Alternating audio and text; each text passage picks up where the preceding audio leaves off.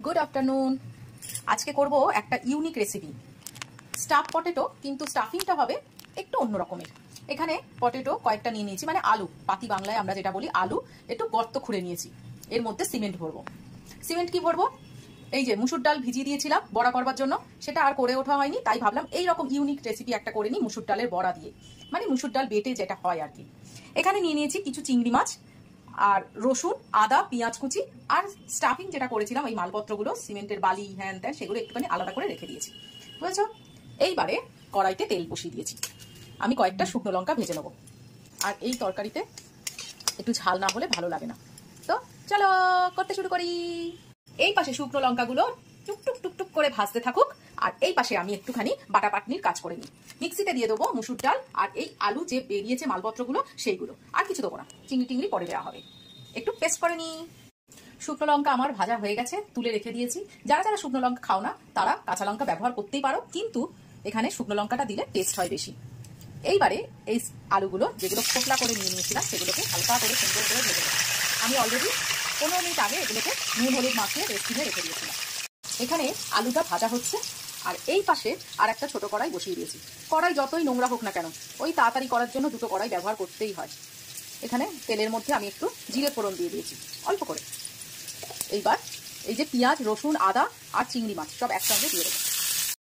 এই দেখো, তোমাদের না জানিয়ে আমি আবার ডালটাকেও দিয়ে দিয়েছি। তবে হ্যাঁ, আর কিছু দিইনি, কিন্তু নুন ফুন কিচ্ছু দিইনি, রাগ করো না। ডালটাকে দিয়ে এইবারে আমি একটু শুকিয়ে নেবো, পুরো জিনিসটা যেন একটা শুকনো শুকনো হয়ে যায়, তাহলে স্টাফিং করতে আমার সুবিধা হবে। শুকনো লঙ্কাটা গুঁড়ো করে নিয়েছি, গুঁড়ো করে মানে ওই ভেঙে ভেঙে যেরকম মাখতে হয় সেই রকম করে নিয়েছি। নুন দিয়ে দিয়েছি মনে করে, আর এখানে 1 চামচ মতো, এই ছোট 1 চামচের মতো ভাজা মশলা দিয়ে দেবো। ব্যাস, এটাকে খুব সুন্দর করে মাখবো। ওরে বাবা, যা গরম না! এইভাবে এক একটা করে গোল্লা পাকিয়ে নেবো, আর এই স্টাফ করে দেবো এই আলুর মধ্যে। এই দেখো, এই এক একটা করে এরকম ভাবে করে নেবো, এর মধ্যে পুরে দেবো। করা হয়ে গেছে, দুটো তিনটে এইরকম পুর বেঁচেছিল, ওটাকেও আমি একটুখানি গোল গোল করে ভেজে নিয়েছি, কোনো কিছু ফেলবো না। আচ্ছা, এই পাশে আমি ওই তেলের মধ্যেই পেঁয়াজ কুচি ভাজতে দিয়ে দিয়েছি, আর এখানে একটা মশলা তৈরি করে নিয়েছি, অল্প একটুখানি রসুন, আদা আর টমেটো, আর ওপরে একেবারে দিয়ে দিয়েছি কাশ্মীরি লাল মির্চ পাউডার আর হলুদ, নুন আর একটু চিনি সামান্য। পেঁয়াজ হালকা ভাজা হয়ে গেছে, বেশি ভাজবো না, তেতো হয়ে যাবে। এরপরে আমি ওই মশলাটা পুরো দিয়ে দেবো। হলুদ, নুন, চিনি সবই আমার দেওয়া আছে, অর্থাৎ আলাদা করে আমি কিন্তু কিচ্ছু দেবো না। এবার মশলাটা খুব ভালো করে কষে নেব। মশলা আমার পুরোপুরি ভাজা হয়ে গেছে, এর মধ্যে আমি দিয়ে দেবো ভাজা মশলা। ভাজা মশলার মধ্যে কিন্তু আমার ওই গোটা গরম মশলাও ছিল, তাই জন্য আমি আলাদা করে কোনো গোটা গরম মশলা দিলাম না। এই 1 চামচ ভাজা মশলা দিলেই আমার সব কাজ পূরণ হয়ে যাবে। এইবারে জল ঢেলে দেবো।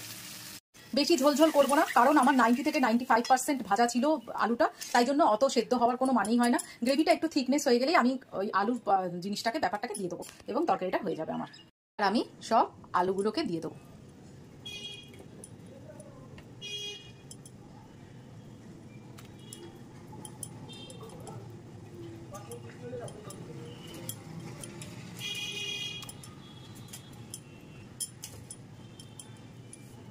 আমার রান্নাটা কমপ্লিট। একটু দেখানোর জন্য একবার দেখিয়ে নিই। দেখো, এই যে পুরটা একটুও কিন্তু একটা আলু থেকে বেরোয়নি, সম্পূর্ণ আলুর মধ্যে কিন্তু পুর ভরা আছে, একটুও বেরোয়নি। অতএব করে খেও। টাটা।